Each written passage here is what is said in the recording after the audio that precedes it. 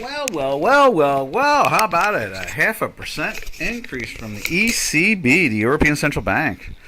The last time they did that was April of 2011. We're in what, 2000? In July of 2022. So it's 11 years and 3 months. Go figure, huh? I think it was April 11th to be exact. I'm not sure. It was 2011 April, that's for sure. That's welcome to the party, I guess you could say. Good morning, good afternoon, and good evening. It's Doc from North America, and here we go again. It's central banks doing their thing. They are the buyers of last resort. They are the players. They are the ones that rule this whole financial system. Good morning, Robin. Did you see that note about the oats? They still haven't traded December or any of them. There's been no trade, but the volume had expanded like tenfold from the day before, which is nothing. Instead of trading like 30 contracts, they traded like 140 contracts or something like that. I mean, every day it's like 27 contracts and so forth and so on. Jordan, good morning, good afternoon, and good evening. So, yes, the ECB said, oh, wait a second, zero interest rates. Yeah, really. As usual, it's a fascinating thing. Let's get the... so I have oats up there still on the screen. I'm like waiting for the first trade. They haven't traded all night. There it is right there. There is the dollar index. You can see the dollar is basically a little down still, a little unchanged. It obviously they knew yesterday it was going to go on because it went into the daily buy yesterday right there. And let's put that line in there like that. Right there, and you can see the dollar index made a dash to the upside. Now you can see here on J4X, can't fool it. It's still in the minus, playing around with the bottom. It's still in the red, saying don't believe those politicians. No. So, I guess that's where we're at the moment, in the sense of, I wonder what they're doing to the regular pairs trades. Let's take a look at the euro. There's the euro. It's popping. Rates are going up. Hooray for them. Didn't go into a sell yesterday with that down candle and so forth. We even had a green dot. And it was still climbing. And then you can see, let's see, where's it at? Right here on J4X. There you are. There she blows, the great white whale. And there it is, the dollar the euro against the dollar. And so they're adding a little value to that. Isn't that neat? It kind of bounced off the par. Everybody should be pretty happy out there. They've been betting on that for days, weeks, months, years, decades. Finally, it happened. We have people here in the webinar that have been looking forward to it for so long. And boom, it finally happened. We finally saw, at parity, as they would say on the trading floor, between the dollar and the euro. So, we're at the point now where the ECB has raised rates a 0.5 percentage point. I guess that confirms that we're going to see I would assume, just a wild guess, we'll see maybe a 1 point increase in the Federal Reserve's number next week on the, is it the 27th, I think it is? 26th or 27th? Next Wednesday, I think it is. What's next Wednesday? I think the meeting starts Tuesday, and Wednesday they do it. So, let's see, what's the show? The 27th is Wednesday. Okay. So it should be interesting. Now, what do we got going on from there? Let's see what the cable did from that. Since obviously it's not part of the European Union. You can see it's losing a little value against the dollar. And as much as they popped it for the last 3 days, it's starting to weaken. This thing's been in that long weekly sell for a while now. And it just doesn't seem to... Oh, initial jobless claims, 251K actual versus 244 estimated. Yeah, the Dow Jones Industrial Average or the S&Ps have had a really great run the last 3 days. So, no big things going on there in that sense. But yeah, the cable is just being a little sloppy. Nothing major. Maybe it's the election thing. I don't know. They have 150,000 voters that are going to vote for the next prime minister because it's a party thing. Ooh, what's this? Hi there, it's Frenzel. Enjoy your meal. Which meal is that? Oh, I'm chewing gum. That's right. I'm sorry about that. I have a piece of gum in my mouth. Oops, sorry about that. It makes my throat feel... I talk for an hour. I will get rid of that gum so you don't have to hear it. Sorry about that. There we go. No gum in my mouth. So, where are we at? Oh, yes. So the cable seems to have, you can see it there. It's got a little green hinky ASCII, and it's at the top of the range, and, so forth and so on. And then over on Chicago Quant, you can see the same thing. It's doing that same thing, top of the range, and it's flirting. You can see over in the right there, the box is minus at the moment. So the green line is trying to break down with the histogram, and it's in that long weekly sell. So, ooh, I didn't realize. Yesterday I was chewing gum and no one said a word about it. So, sorry to anybody that had to hear the gum me chewing away yesterday. So ECB sees further normalization of interest rates. Well, that's so great. Maybe next year it'll do it again.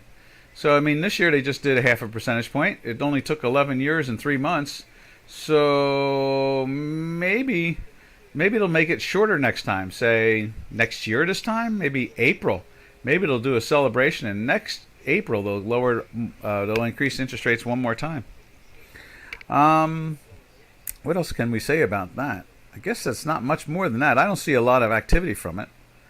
Then let's check out the Swiss. See if the Swiss tells us a story. Where are you, Swissy? Right there. There we go. And Swiss is still holding in that daily sell, so it doesn't change the course there. I think we were flirting with a daily buy here on Monday, on the weekly. So I think that's the only thing I could honestly say. That's the only thing really we can really say about all that. What else can we say? I guess not much more than that the 0.50 doesn't seem to be influencing it. Now they're showing some stats here, which is interesting. The Dow Jones Industrial Average is only down 12.25% since the beginning of the year now. It was down almost 20 at one point. So it's had a good 1/3 rebound. So they're showing some stats. The 10-year bond is reflecting a 3.5% yield. 3.05 yield, or to be exact, 3.047, but basically 3.05. So this morning I was looking at the outer months again into the 2023, and they're still projecting the interest rates to go up to about 3.5%, and then start to actually discount again to a rate cut. So they're not the markets themselves are not anticipating anything more than 3.5% out of this raising rates. So that probably gives confidence to ECB to allow rates to rise a little somewhere along the line. Is there any more minuses left in Europe? That's a bigger question, I guess. I guess we could go over and check that out and see if there's a minus. But I kind of doubt even the German, the German Federal Bank, the Central Bank of Germany, is pushing anything out at zero at this point. I imagine everything is cruising along at zero or something like that. I don't think they're forcing anybody to pay. We can take a look. I am curious about that. Let's go see. I am curious. Let's see, not there, but there. There it is. I'll go over to the global bonds, take a peek. Currencies, bonds. There it is. So U.S. Treasuries, nothing is minus now. Not even 1 month. 1 month is yielding almost 1.9%, which is pretty cool. UK government 2-year bonds are yielding 2.17 basically. The 5 years 1.99, and then the 10 years yielding 2.2, and the 30 years yielding 2.7. And then on the German bond, the 10 year. Let's see if they show me more. They're just showing a 10. Oh, there it is. No, that's a German 30-year, 10-year. The 10-year is yielding 1.3. So I'd imagine the 1 month and 3 month must be around the plus area.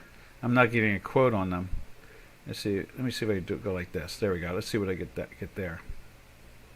Yes, here we go. There's the 1 year. The 1 year is yielding 0.26. And they're not really showing me anything else but that, the 1 year. They're not showing that. I would think there's no more minus bonds at this point.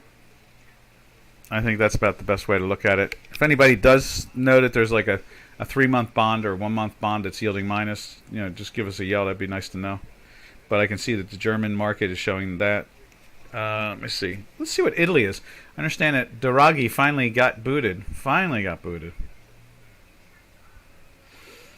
Yeah, the 2 year is yielding 1.6. Let's see. See what the 1 month, the 2 year is yielding 1.6. So, how about France? See if France is doing anything in the minuses. They must be very close because they got the 1 year trading at basically about half a percentage point. Definitely wild, eh? Let me just see what UK is doing. Yeah, the 3 month wow. The 3 month UK bond is trading at 1.78. So the United Kingdom is pretty much following along with the United States. Interesting. Very interesting. Bundesbank. Hey, Metho! Yeah, you're German, right? What's the 3 month? Is it a minus still? Or is the 1 month a minus, or is it finally in the plus territory? I can't get any quotes on it. The best I can see is the 1 year. Yeah, it's finally. Let's see. Futures market pricing in 35.6 chance for a 100 base point rate. They've moved it up 5 percentage bases. So last week we were at around 30 and change, 31. Now it's at 35.6. So almost 36% chance. Who? We're talking about the here in the States. They're predicting it's a 36% chance we get a 1 full basis point rate hike next week. But I was just wondering if there's a 1 month or 3 month German bond that's trading at minus still. I don't think anybody's at minus anymore, right? The last one that would leave it would be ECB / Germany, basically, because that's obviously the best places to be, I guess, liquidity wise, Yep, the second largest economy in the world raised their interest rates. About time. Go, go, go, Europe. All right, from there, let's jump over to the Turkish lira. I saw the Turkish lira jumped into a good solid buy there yesterday. I think that's what it was. Let's go to the dollar Turkish lira first. We're waiting to see if it hits the 18. Ooh, getting closer each day. There it's 1769 basically is it 1769. Will there be magic at 18 again like last time? We'll see. We shall see. There was magic last time right there. Look at that. It hit 18. And remember we were looking for an 18 reaction, but I didn't expect it to go down almost 50%.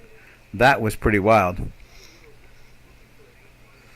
So that's the dollar euro, and it's cruising along, and it's been in a weekly buy since, as we say around here, since the cows came home. You see, all the way back into February, first week of February, it was in a weekly buy. You see that right there. And then let's see, let's check out Euro Turkish Lira.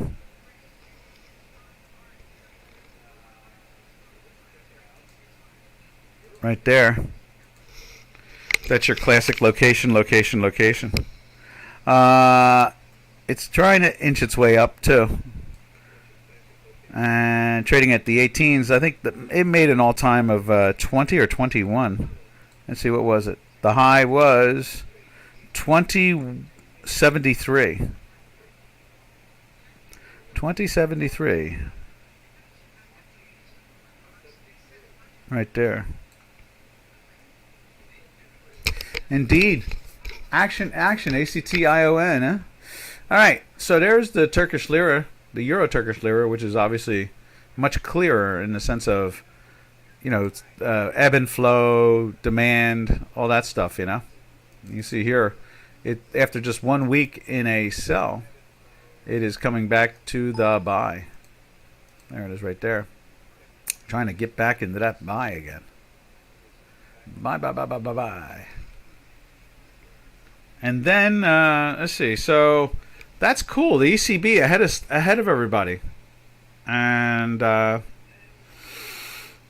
the Federal Reserve will go to 1 or 3/4, and that'll put us up to like 2 1/4 or something like that. And then from there, we still have a 1 1/4 to play with, because the markets are predicting we will see the 3.5.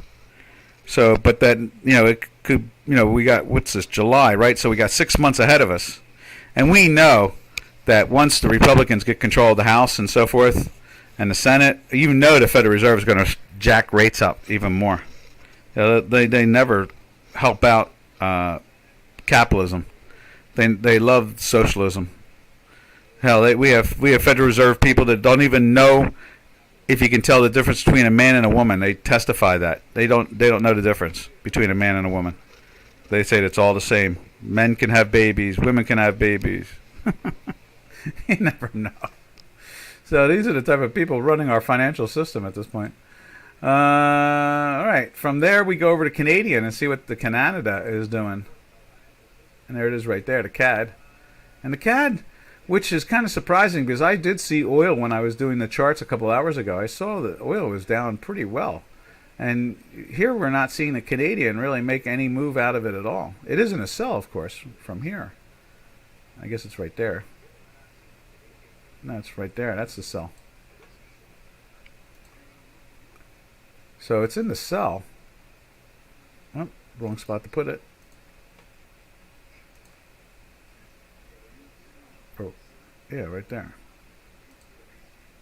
So it's in the sell, but and it's in a weekly sell. It's underneath now, so there's pressure on this product, which says maybe oil is possibly going to go down even more.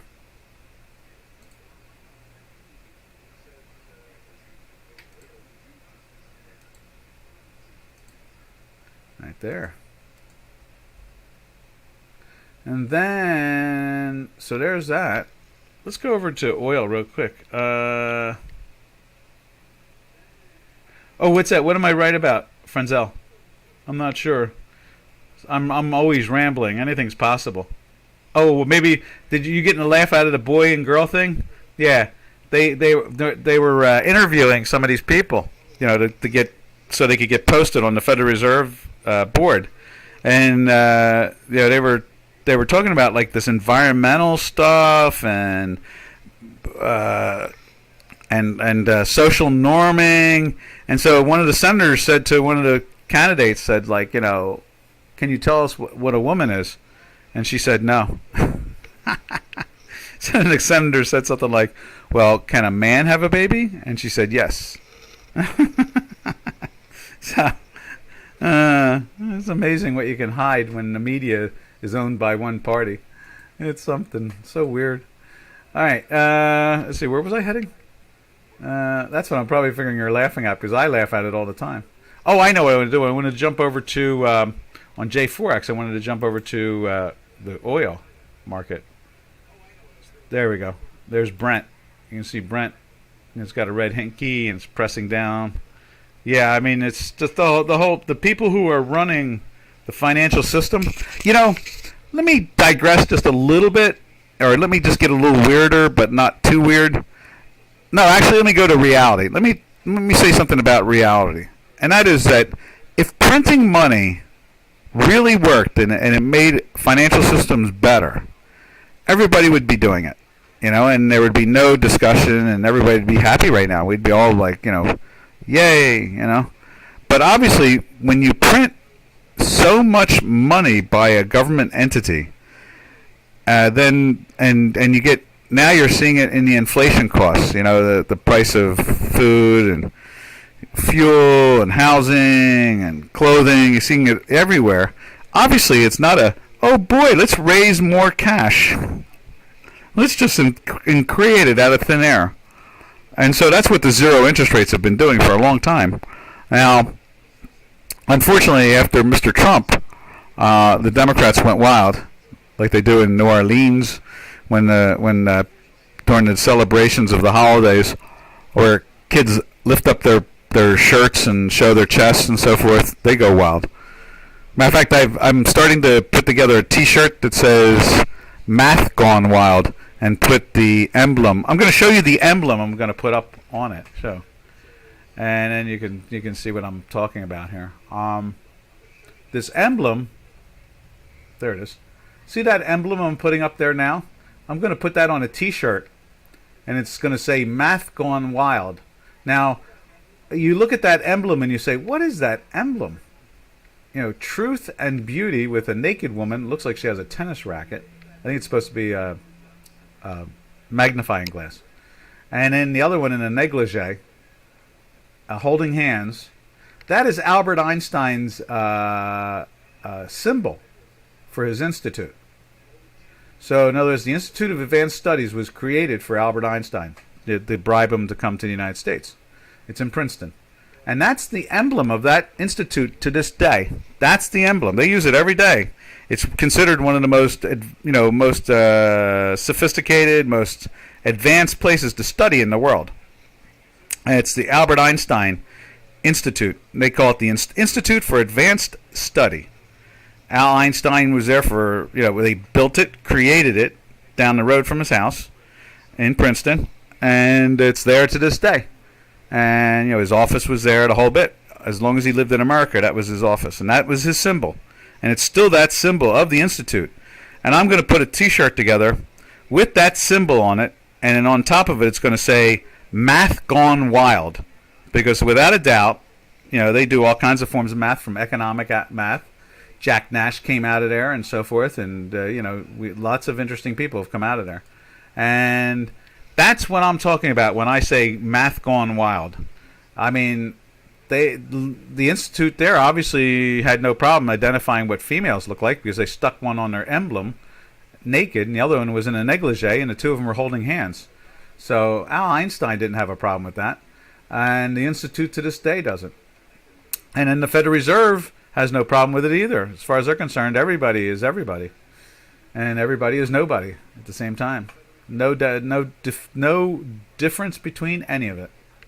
So that's what I talk about when I say "Math Gone Wild," and they print and they produce more cash than the system needs financially. And you have some of the most allegedly brilliant people in the world loving that idea, thinking that it's great and it works. And then you see the aftermath of it. If it worked so well, I think the rest of the world would be doing it successfully, and there wouldn't be inflation, and there would be no hunger, and there would be no lack of housing, and so forth and so on. So that is what it is.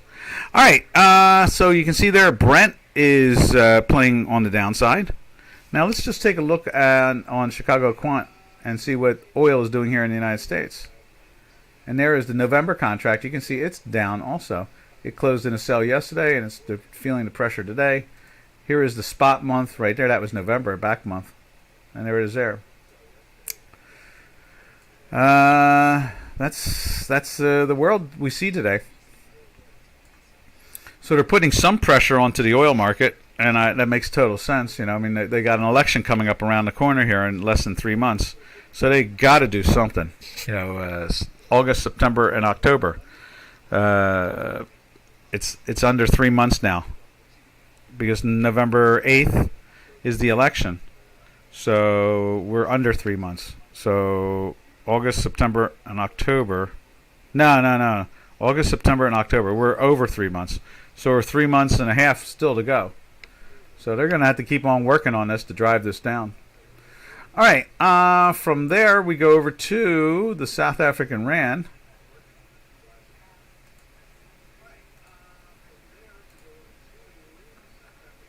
Where's it at? Not that. Right there. South African Rand. Now, yesterday we had a really great conversation about intraday trading. If anybody wants to go back to that, just let us know. We will go back and look at it. We have no problem with that.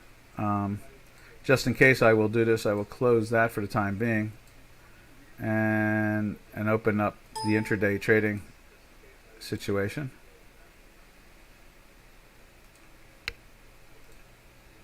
And so at this point in time, you can see South African Rand playing more on the upside than it is the downside.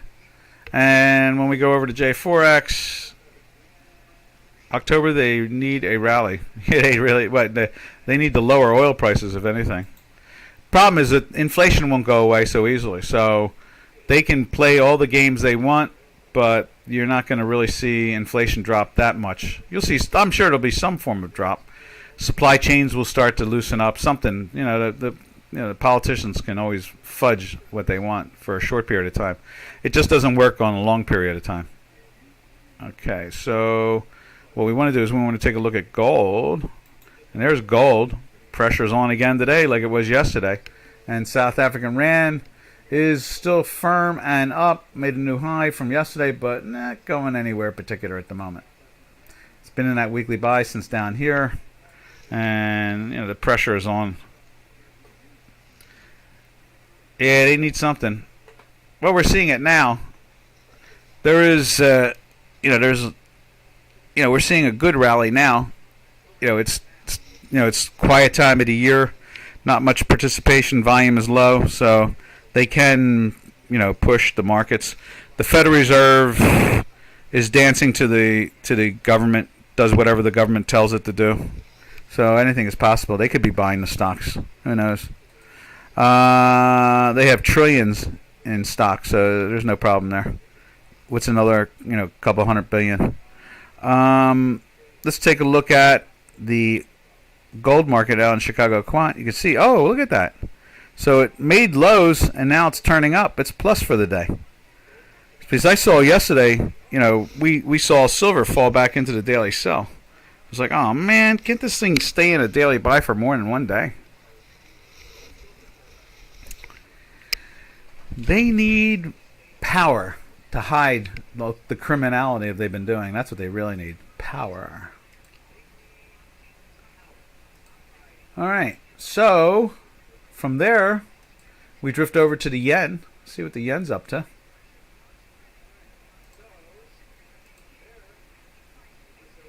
And there's the yen lifting up again today and trying to get through the zero line. Look at that right there. And we will put that up on J4X. Right there. See, it's green for 2 days. And the line is trying to turn. So they're trying to join in with the Chicago Quant charts. It's trying hard. It's working.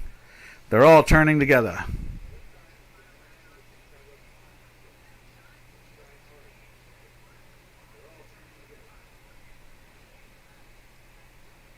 Huh. So I see they're putting something up about the band for the tennis player DJOKOVIC. I don't know how to say his name. Djokovic. but they're blocking him from playing. You want? Oh, sure, Jordan. What do you want to see? You want to see the 1 hour yen? Sure. Let's see what the 1 hour yen looks like.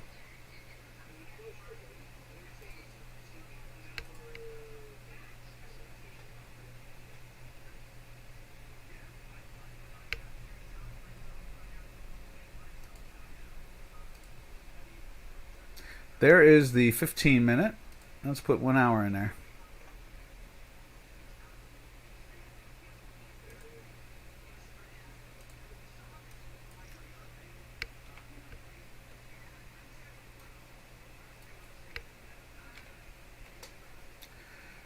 All right, let me just give that a refresh. There we are. And we can widen out. There's the 1 hour going back to the 19th. Let's put a couple more days into it too, just to get a flavor of what has happened. All right, there's 6. That's back to the 18th. You see it went into the buy there. Went into the sell there. Went into the buy there. Went into the sell here. That one didn't go down too much, but it was still a winner. Went into the buy there. Same as the sell. It was a winner, but not much of a win. Went into a sell again. It was okay. It was a small win. The buy there was okay. Yeah. Let's see. That pushed it into the sell there. And it was in the sell there. And then it went into the buy right there. And it became a winner.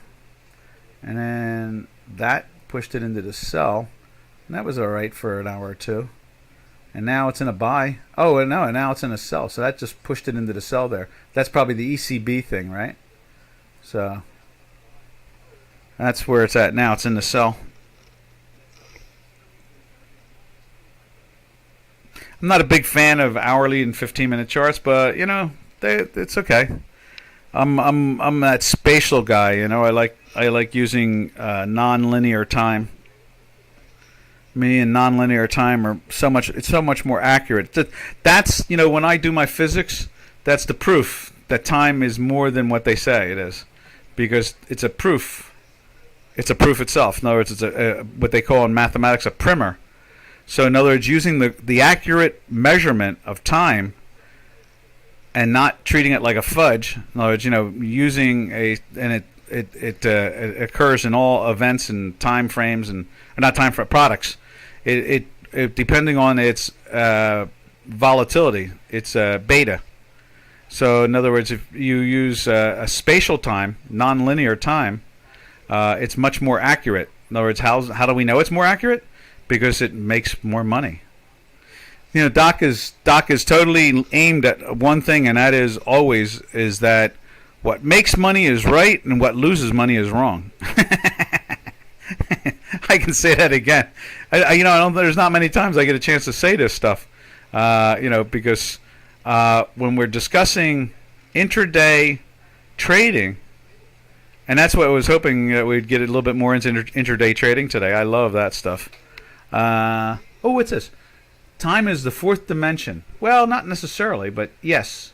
In I guess you could say classical physics it is. But in modern physics, in my direction of modern physics, no. It is a primer. It's a mathematical primer. It tells you if the formula is accurate, the other form of the algebra is accurate or not. And so, in other words, basically in simplistic terms, if you're making money with that formula, it's right. And if you're losing money on that formula, guess what? It's wrong. You don't want to use it. Don't use the one that loses money. And so, using a nonlinear time reference versus the classic time reference of seconds, minutes, hours, shows you, think about it, really. They're static when you really think about it in an intraday basis. And how do we, when we do days, weeks, and months, it's more celestial, okay? But when you're looking at seconds, minutes, and hours on Earth, you're just dividing a day up, and it's static. Whereas the Earth spins a little bit faster some days and spins a little bit slower other days. I know it's only like a second or less at times, but it actually does change its velocity on a very minute level. And then there's like 12,000 year cycles and so forth. So, and they're not perfect, but they match up to the galactic sheath. You know, the what the solar systems and everything and the galaxy is floating on. So when you look at intraday trading, to look at it in a linear classical way, it's less accurate. And so, I mean, I can put up a linear one, and you're going to see it's much more accurate than this. But that's that. So in other words, like this one here, more than likely in a linear, non-linear time reference, the sell probably started here. Whereas in a linear one, the classical time reference of 4 dimensions, height, length, and width, and then using classical time of seconds, minutes, and hours, it's less pliable, flexible. And so to me, it's a classic primer. It's a mathematical primer that tells us it's a key. In other words, a primer is really a key.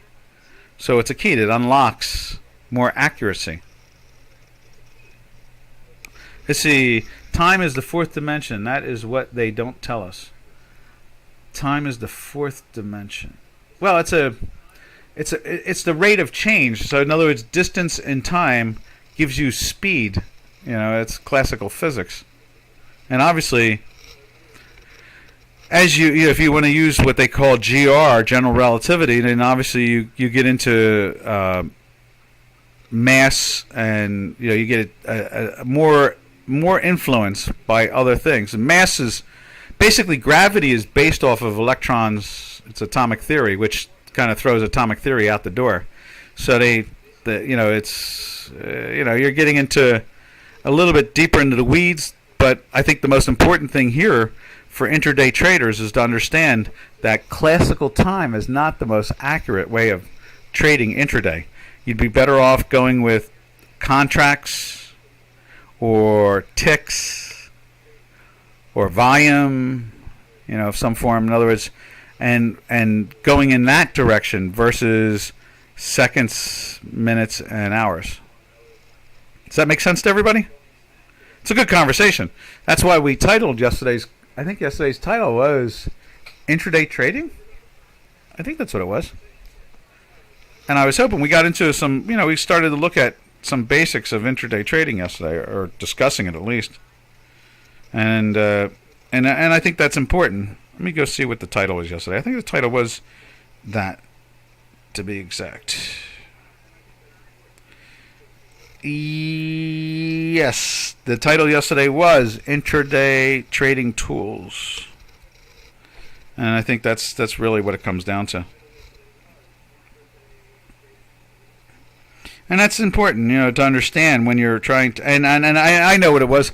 I went on my classic ramble about if you do use like the way we use on J4X, or the way we use on Chicago Quant Technologies. These tools, we use the same tools, and they align with days, weeks, and so forth. Yeah, Intraday Trading Tools was the title yesterday. So, let's see. I see something up on the chat line. So, Frenzel says, in indices, I use tick charts. Yes, exactly. And per candle. Exactly. That's good. That works. That works fine, as far as I'm concerned. That's a spatial bar. Perfect. I lean into Tesla, the 396. I use the 783. These are harmonics, and not Ted Kaczynski harmonics. But does anybody know who Ted Kaczynski is? Ted Kaczynski was a harmonics physicist, mathematician, I guess you could call him. He was doing some fascinating mathematical work on harmonics. He was also known as the Unabomber. He was going around sending bombs to corporate executives and killing people. And he was a little crazy, you know. He's still alive. He's in jail, you know, so forth. But yes, harmonics is a good thing, and it doesn't make you crazy. You won't turn into a Ted Kaczynski, so don't worry. You know, and that's what I call non-linear time. And in physics, they use a bell curve averaging for a non-linear time. What do they call it? I have it here somewhere. They have a name for it. I think we were rambling about that yesterday too when I got into the conversation. Let's see. And so it always eludes me because I've been using it for over 40 years, almost 50 years now. So I don't think about it too hard. I function through nonlinear time. I live in linear time, but I function. All my math always aims in nonlinear time. Hence, that's why we use the two stochastics on or the Hinky-Ashkeys on J4X, because we're moving away from linear time and moving to nonlinear time. And so that's the whole gig there. And so, you know, we're looking at where is it at? We're looking at where's it at? I had it here a few seconds ago.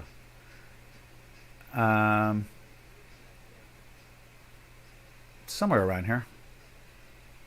I thought I moved it into the right position. Let me go look on somewhere else for it.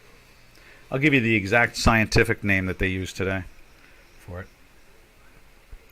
They use it in atomic theory and so forth to some extent. Nothing big. They're using it. I seen somebody using it in strings in Vienna on Monday. But they don't allude to much more than an average.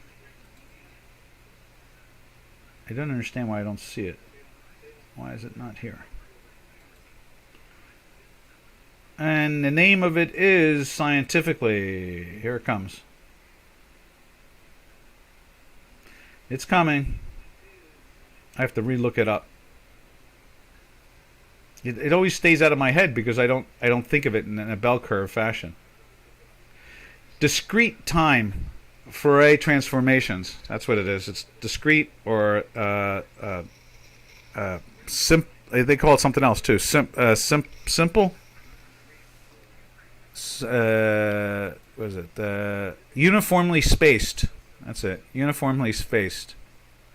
See, we're using, I guess you could say, but they use a bell curve, so they use an average. I'm just using some inner numbers itself, like harmonics, natural, and using it as a proof. So in other words, if you see it, that's why I was saying, I think I was on the ramble yesterday about it, is that if you took these, yes, this week is the Olympics of theoretical physics. It's being played out in Vienna. I keep on showing it each day. And I zoom into it, and I'm reading all the things. I'm listening to all the live lectures and so forth. And so, when you're looking at intraday trading, you want to be more accurate. So the best way to do that is to use a nonlinear reference frame of bar. In other words, what is he talking about? So you take a bar, instead of it being a 1 second bar or 20-second bar or 3 minute or 2 minute or 5 minute bar or 1 hour bar, instead you make it a bar that counts. And so it goes like, 100, like 396 ticks or 396 contracts or 396 in volume up and down, that type of thing. And that's pretty much what we're talking about here. So and that's what we're really talking about overall. Let's see, where's the mouse at? Let me get back to the chat line. There it is. Okay, so yeah. So Frenzel says, was it the guy that was hiding in the woods? Which one's that? Who was hiding? Oh yes, Ted Kaczynski. Yes, he was in the cabin. So what he'd do is he'd take a bus back down to like Berkeley. I think he was a professor at Berkeley. He was doing his graduate work out at Berkeley. and I know he had a master's degree. I think he was working on his PhD.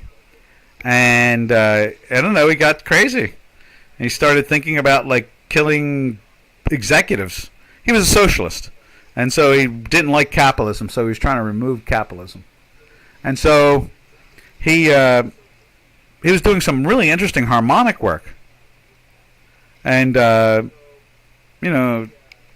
then he was like living up in Portland or something like that, taking the bus, and then he would mail his bombs from like outside of Berkeley in California, then get back on the bus and go back up to Portland or wherever it was he was at. Exactly, that was it. But the idea really is the harmonics, and then using the key, and using the profit and loss as a real world tool to be able to tell if it's accurate or not. And so you keep on doing back testing with your nonlinear bars, time references, and it'll be more accurate, more profitable. It's way more profitable than linear time. Probably one of the big problems with intraday trading. A lot of people write stories about intraday trading, and they use really good tools like we're using on J4X, like stochastics and Hinky-Ashkeys and Fibonacci and so forth, and all that. But they don't use the right time reference, or let's say bar reference. And so then what happens is that when you're doing intraday trading, you got like 3 out of 4 of the ingredients right. And then what happens is that the fourth ingredient, time, ends up messing it all up, and then you go like, oh, I can't make any money doing this. There are times I go 12, 13, 14 trades during a day without a loss. And I mean, and then there's like 8 or 9 wins and then a loss, that type of thing. And if you do good money management, it doesn't really matter. So and you can go and put like a 3-minute chart together or a 5-minute chart, and you're going to find a total difference there. Where if you're lucky if you get 55% wins, like 1 out of like 2 out of 3 type of thing. 4 out of 6. And no, maybe even 4 out of 7, that type of thing. It gets worse. It just keeps on getting worse. So, and that's why I was really glad yesterday to label the webinar, intraday trading tools. And then I think we'll talk about it again today. Put that in as the title, as intraday trading tools, or intraday trading bars, or something like that. I think that's what we're really talking about here, is understanding how you change the bars but not the tools. And that's really what it comes down to. So it's like red shift, blue shift. In science, everybody probably knows, like red shift, it means something's coming at us, and blue shift means it's going away, that type of thing. In essence, we found out a long time ago that doesn't work, but they still teach it. Mainstream physics is really bad. They really like to hold on to the old and not have the new. And so same thing here with intraday trading. The idea is to hold on to what works. And since we can measure what works much better, because we're living every day live in an intraday trading situation, it's a whole different game. And so that's where we are. Ooh, what do we got here? Oh, that's Apple News. Okay. So, what else can we say about any of that? That's the intraday stuff. I think that was really cool. So where did we leave off? We were at the yen. Let's finish off the Mexican peso. Did that help out? Who was looking for the hourly? That was that Metho? Or was that Jordan? It was Jordan. How's that, Jordan? Does that make any sense? You can see it's kind of stalled. Well, there's the last one, too. Remember, this thing's kind of in a drive on the upside, so the upside moves are much better than the downside, especially when you go and look at the daily. We'll throw the daily back up there. See, it's trying to get into the buy. So the initial strength is that. Same thing on J4X. You can see that initial strength is the upside. So the intraday is going to lean into that. All right. Now we finish off by south of the border. We take a look at the Mexican peso. Right there. And you can see the peso is trying to bounce back up again. We're fighting with the... Did it close in a buy yesterday? It did. Just by the hair of its teeth. It closed in a daily buy. Put that in there. Right there. And it's doing it again today, but it's actually lower today than it is yesterday, but it did make a new high. And so like everything, it never goes in a straight line. You know, that's the way it always works. And you know, good money management, as Robin says. Combine those together, and usually you have a winner chicken dinner. And you can see here the weekly is holding up, playing with the time manifold. And this is a non-linear time manifold right there.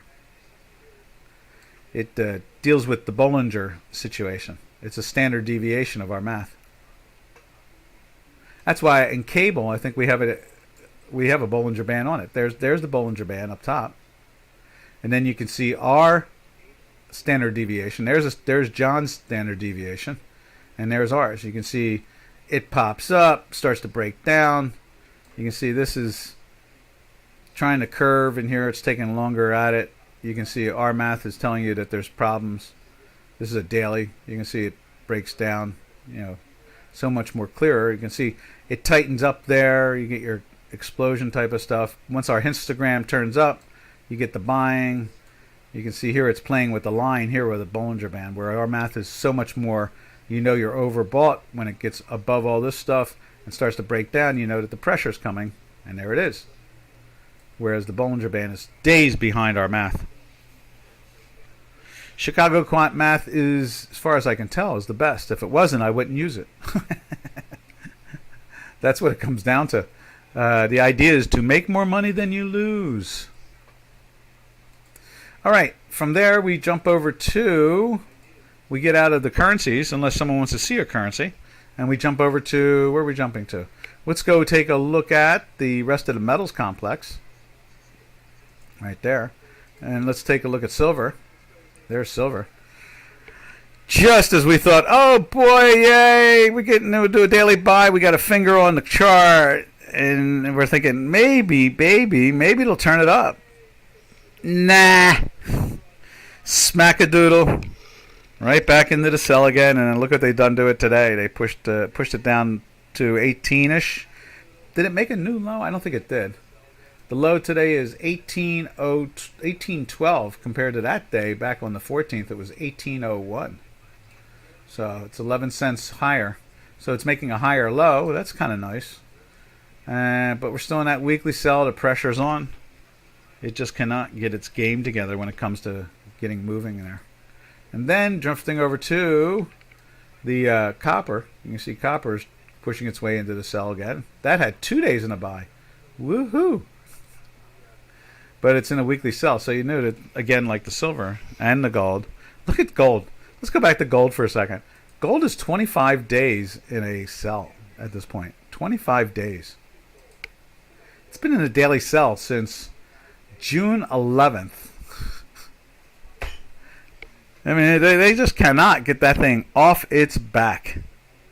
It just refuses to get off its back. It's like a turtle turned upside down. Poor gold cannot get going. So that's the metals complex. Let's take a look at energies. But like I said, we expect them to try to put some pressure, and we think the range is always between 90 and 120. So we're the back months are flirting more with it. You can see, like here, there's, you know, you can see here it's 95.88 on the front month, and you can see the November is trading at like 89 or something like that. No, 91 now. So it's trading at 91. So it's playing with the back months are easily underneath. And that's what we're really seeing here, is that the energy sector is not able to get out of its own way. And I guess it's going to stay that way. And that is pretty much the name of the game when it comes to the energy sector. Let's look at natural gas. There is U.S. natural gas trading around $7.80 a cubic foot. And then when we go over to European natural gas, right there, that's Germany. Not there. It's around here somewhere. Right there.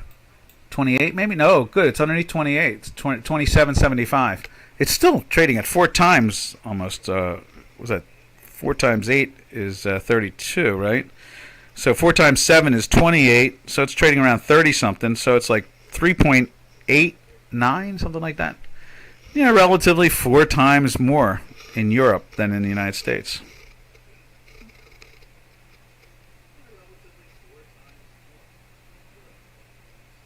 Yeah. All right. That kind of leaves us at the end of the show here. So this is Doc from North America. We will be tomorrow's TGIF, right? Yeah. So it's Friday. So we'll be wrapping it up for the week, going into tomorrow. And so everybody have a safe and smart trading day, and we will get back to it tomorrow. Doc saying happy trails to you until we meet again. Happy trails to you, to all our cyber trading friends at Dukascopy. Ta-ta for now.